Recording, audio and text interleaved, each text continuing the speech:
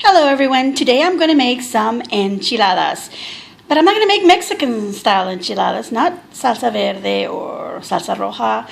I'm going to make a gringo style Tex-Mex, I guess, enchiladas. And what I started off with was a pound of some ground beef. Now I made my ground beef in a little bit of water, about a quarter cup to half a cup of water, and I cooked it down till all the water was gone. Well, not all of it. I did leave a little bit of water because it helps to drain out the fat. This is an 80 by 80/20 ground chuck beef. That's what I used for my meat. Now to my meat, because I'm going to make it Tex-Mex style, I'm going to use some chili. This is a no beans chili. It's a Texas style. It's a Wolf brand, but you can use whatever brand you like or find. Try to use a good quality one. I like this one. This is it's got a really good flavor. My family likes it. It does have meat in it. Why am I adding more meat? Because I want to make it hearty, because that's just the way we roll here in this house. And I'm going to use some cheese, and this is a mix of cheeses. And this has cheddar, Asiago, Monterey Jack, I forgot the other cheese, but I also added some mozzarella because I didn't have very much of that cheese in my little baggie. It's already shredded. I buy it already shredded. I didn't have very much, but I did have a little bit of mozzarella still left from another recipe that I didn't use at all. So then I just mixed them both. So it's a little mix of cheeses, so you can basically use whatever you want to use. Maybe you just want to use just mozzarella or all Monterey Jack or all, what is the other one? Cheddar. You can use that. And here I have my pan. This pan's not very big. It's just about, I would say about, gosh, I haven't measured it. It's about 5 or 6 inches, maybe, by 10 at the most, 9-inch maybe. This is where I'm going to put it. And I've got my tortillas here. I've lightly fried them in some oil. I've got them in a paper towel so that I can also pat them. And I've got an extra paper towel so I can pat the oil off as I go creating each enchilada roll. Now, you don't have to fry them up in oil. You can put them in the microwave if you wish, with a little wet napkin covered up, and just microwave for about 30 seconds. Or you could heat them up on a dry comal or a dry grill, or a dry pan even.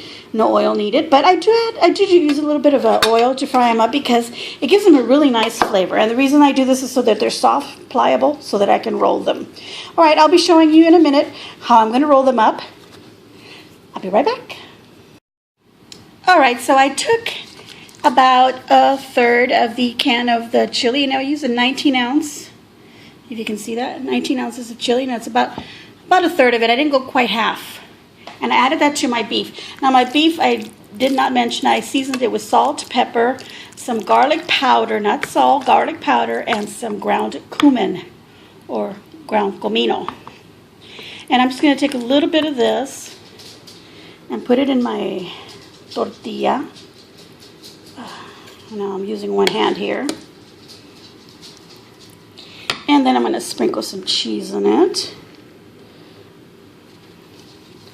Roll it up.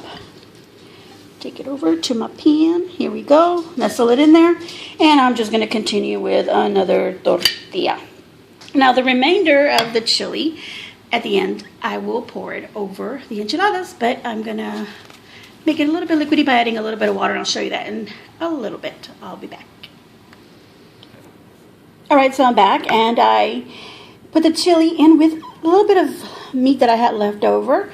And I filled this can up with maybe about a fifth of the way up with a little bit of water, and I moved it around, trying to get as much of that chili out of there. And I poured it into this chili meat mixture, and that just helps to make it a little bit more saucy so that I can spread it a little bit easier over my tortillas that I have all rolled up. Sorry. Okay. Here we go. We're going to pour this over the whole thing. Pour out as much as you can. And use your spoon to just smooth it out.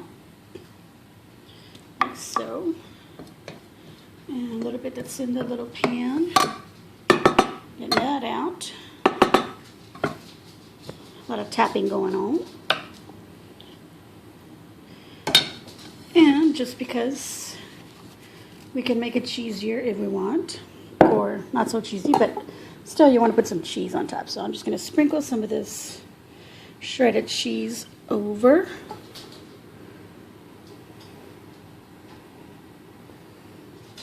And I've got my oven preheated. Okay, I made 12 tortillas in here. That's what I got to make. 12 tortillas so I can feed 4 people, 3 enchiladas each. Or, heck, I could do 6 people, 2 enchiladas each. And the best thing about this is that I made my meat in a little pan. So I drained it and then add a little bit of oil. And in the same pan, I did the tortillas. So when the tortillas were done, there was a little bit of oil left in there, so I decided to add a little bit of rice. I browned it up a little bit, added some of my tomato chicken flavored bouillon to it, added some water, and right now it is just simmering over some medium-low heat on the stove, so I'll have some rice to put on the side. Now, if you want to be eating really hard, it could be 3 people eating 4 enchiladas each. It's up to you. So that's it. Gonna put it in the oven, 370 degrees, for about 10-15 minutes at the most, just so that the cheese melts, everything gets really piping hot. Because as I was making it, everything got really cooled off, and, well, we want it hot again. And you can serve this up with the rice, or serve it up with some crackers, put some hot sauce on top of it. Tabasco is really delicious, or make your own homemade salsa. Maybe even just some chopped onions on top, or sour cream, avocados. That's another idea. This is really good. If you want to try it, I hope you enjoy it. Let me know. And I'll be back with another recipe for us lazy cooks.